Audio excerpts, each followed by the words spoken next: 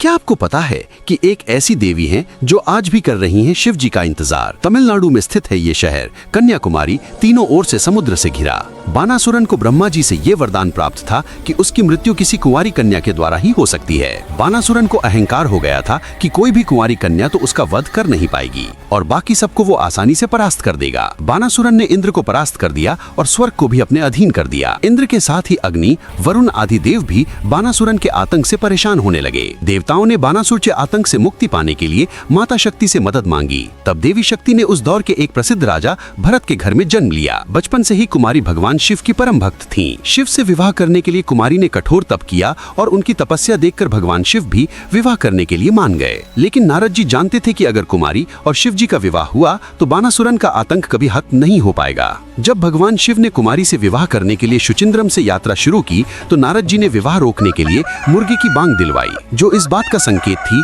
कि विवाह के लिए अब शुभ मुहूर्त निकल चुका है। मुर्गी की बांग को सुनकर भगवान शिव भी लौट गए। जब सही मुहूर्त पर शिव जी विवाह के लिए नहीं पहुंचे तो कुमारी को बहुत क्रोध आया, लेकिन क्रोध शांत होने के बाद पर फिर से तप करने लगी। कुमारी की तपस्या और उनकी सुंदरता के बारे में जब बानासुरन को पता चला तो उसने विवाह का प्रस्ताव कुमारी के पास भेज दिया। कुमारी ने बानासुरन के समक्ष ये प्रस्ताव रखा कि अगर वो युद्ध में उन्हें हरा गए तो वो विवाह प्रस्ताव को मान लेंगी। इसके बाद बानासुरन और कुमारी के बीच एक भयानक युद्ध शुरू हुआ। बानासुरन समझ गया कि जिससे वो लड़ रहा है वो कोई साधारण कन्या नहीं है, बल्कि साक्षात देवी शक्ति का रूप है। बानासुर ने अपनी गलतियों के लिए माता से क्षमा मांगी। अंत में कुमारी ने बानासुरन का वध किया। इसके बाद कुमारी अपने मूल रूप में आई और शिवलोक को चली गईं। माना जाता है कि आज भी कुमारी इस अमन मंदिर में भगवान शिव का इंतजार कर रही हैं। माता शक्ति के कुमारी रूप की याद में ही इस स्थान का नाम कन्याकुमारी पड़ा। हमारे चैनल को लाइक, शेयर, सब्सक्राइब और कमेंट करें। जय मां कन्याकुमारी।